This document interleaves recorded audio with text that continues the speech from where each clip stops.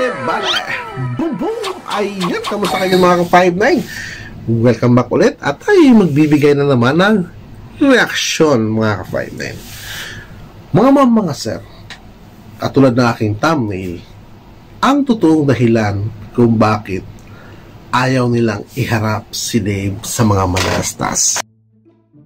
Una, natatakot sila, which is tanggap nila yon, or hindi nila pala kayang tanggapin na kapag nangyari na si Dave ay bumalik para kunin ang mga gamit niya, ay hindi na makakaalis ulit doon.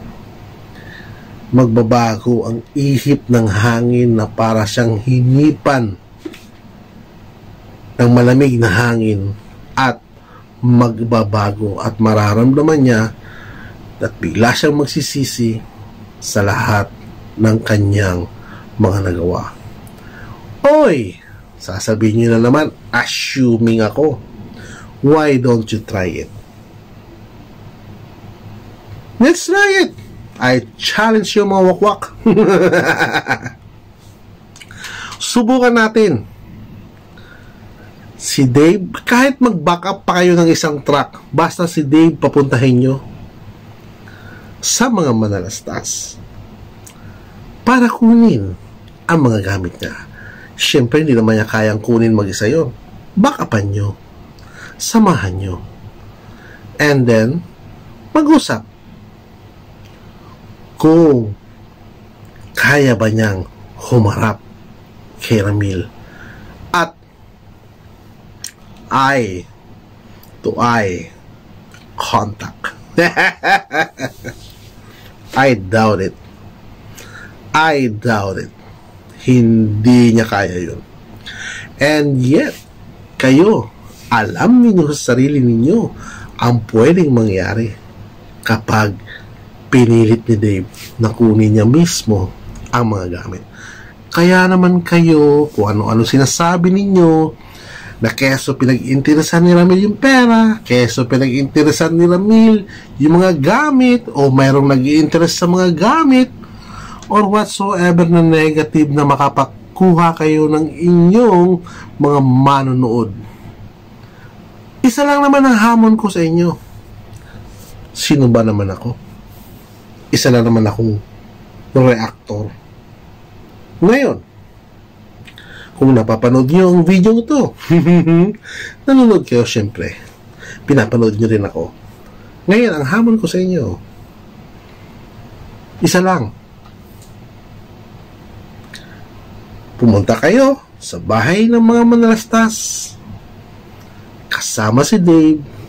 Kasama yung mga alipores niya, mga backup niya, or whatsoever.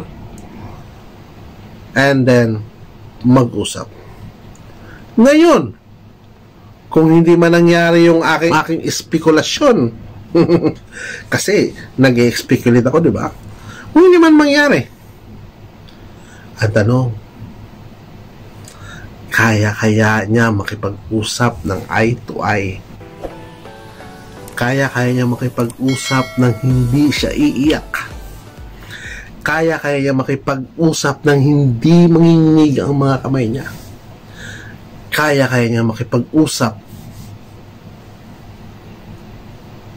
na hindi siya hihingi ng sorry? Yan ang kinakatakot ninyong mga wakwak. Yan ang isa sa dahilan kung bakit hindi ninyo makuha-kuha yung mga gamit ni Dave. Dahil isa lang ang request ni Ramil. Pumunta si Dave doon sa bahay, mag-usap, sa kanya kunin yung mga gamit. Kagaya ng original na napagkasunduan nila. Protektahan yung maigi ang hawak ninyo ngayon. Dahil baka tumakas na naman yan. At sa kanyang pagtakas ngayon, ay papunta sa kung manalastas. Sabihin nyo na nag-i-speculate ako mga ka-59. Pero may mga posibilidad na mangyari. Sige, sasabihin niya, kapal na mukha ako magsalita ng ganon. Kapal na mukha ako mag-speculate ng ganon. Sino ba naman ako? In my dreams, ika nga, sabi ninyo. Why don't you try it? Eto lang ang hamon ko sa inyo. Subukan nyo. Subukan nyo. Gawin ninyo. Pumunta kayo para magkaalaman, and then sabihin nyo nag-i-speculate ako.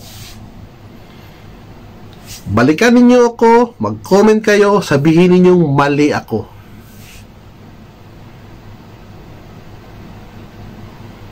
Hindi ninyo kayang tanggapin sa sarili ninyo at yung pwedeng mangyari kapag nagharap na sila namin. Binibigyan nyo lang ng mga side comment ng mga bad.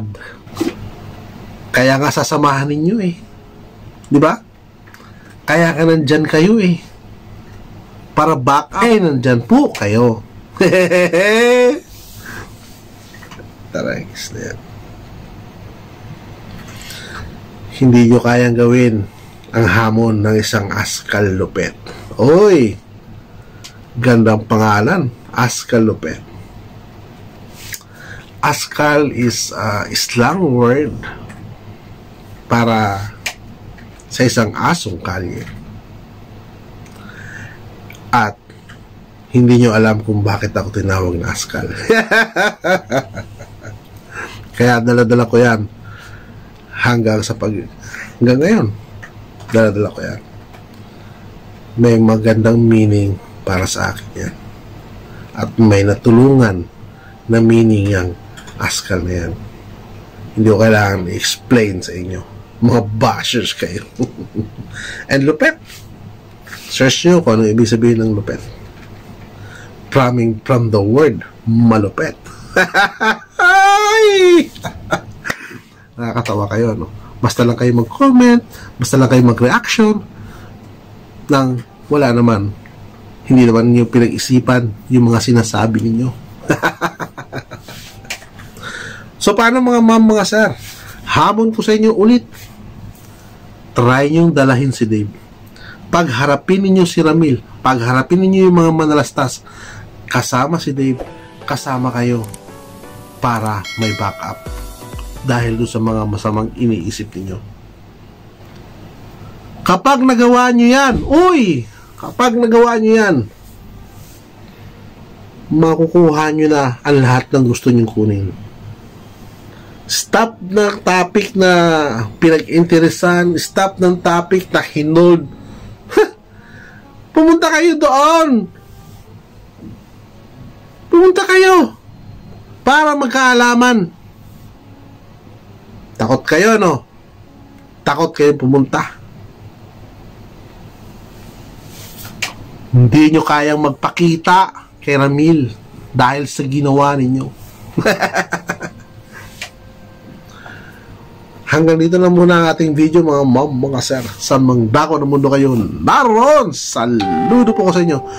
Muli mga ka-5-9, kung ano man nakikita natin, nababasa, naririnig, pagsamasamahin natin ito ba ay totoo o gawa-gawa lamang?